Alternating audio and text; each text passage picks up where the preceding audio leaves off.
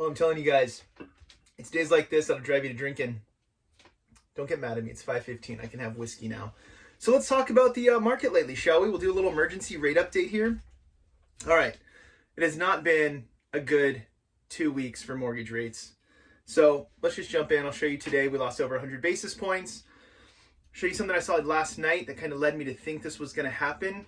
That it's my guess is as good as anyone else's, but I thought it was interesting. So check this out.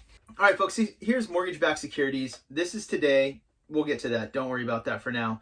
But I've been trying to find any rhyme or reason for why we have this slide. Now, I get it. If we're going to have $1.9 trillion in stimulus, that creates inflation. Inflation means the dollar is devalued. If the dollar is worth less, you have to charge more for it. Got it. But I don't understand why we've moved as much as we have. So I was looking for anything I could find. So I took the high point, right? Best rates in ever. So if I drew a line through here, which I thought was interesting, everything was kind of sitting. Like, look at, if I draw from the peak out, we touched this green line a bunch of times. And let me add back some moving averages because those were playing a key role early on. So you can see we were getting squeezed in here. So the 200-day moving average was coming up and we got squeezed into the middle. But I just drew this green line from the peak through, and coincidentally it touched all these points. So I thought, well, what if there was a parallel line from the worst point? So if this was the high, what if I took this low before we had a turning point? Because what I'm hoping for is a pattern that breaks in here somewhere. So if I draw a line from this point here, and this is what I did yesterday, so we'll get to today later. I drew that line. So again, it was interesting to me that we touched it, we broke below it, and then we ended on it. So I was like, man, if we're below this line, these are parallels, does that mean rates are going to be worse tomorrow? I wasn't wrong.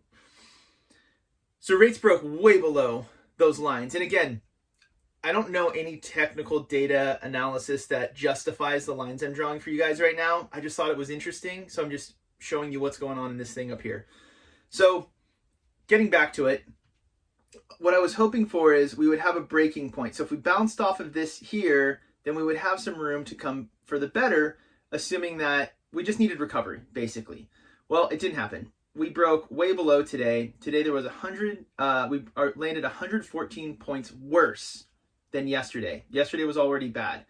So if we go back deeper, worst point we've been at in 6 months. Let's go back a year. And I hate this view because due to the volatility we saw last March, it really compresses things.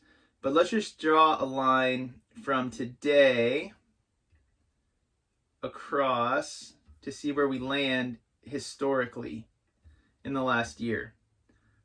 Pretty straight, yeah. So look, this is interesting to me. Touched it. So there was like this isn't for no reason that we landed where we landed today. But that being said, we're basically back to the same rates that we had in what I like to call COVID 1.0. All the volatility, the big red lines that we were looking at, I call that COVID 2.0, and I'll show you why. So this is COVID 2.0.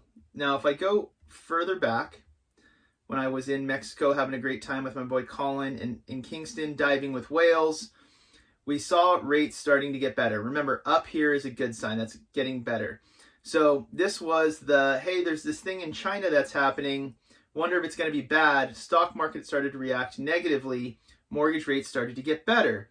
And then all hell broke loose and we had what I call COVID 2.0. Because look, if I stretch all the way back as far as I can, we were kind of flat, and then I was like, wait, what's going on in China? And then everything went bananas.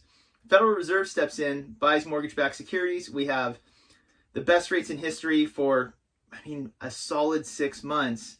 And then in the last 2 weeks, we've seen them fall off. This is just the last 2 weeks right here. So where do we go from here? Well, with the way we ended today, I'm hopeful that we have a bounce tomorrow. There was a lot of uncertainty in the trading today. So hopefully we get some relief tomorrow.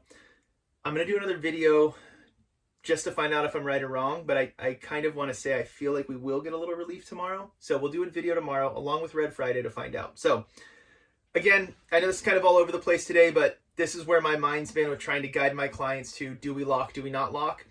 If you're wondering, every single client I work with has their interest rate locked currently because I want them protected from rates getting worse. If the market improves while we're in process, there's an option to do what's called a float down to bring them to market. I'm not going to go into details on that because it's different with every lender, but I'm going to hedge against rates getting worse so they're protected, knowing that I have a benefit to them if rates improve. That's it for today. Thanks, you guys. Have a great Thursday night, and I'll talk to you tomorrow. Cheers.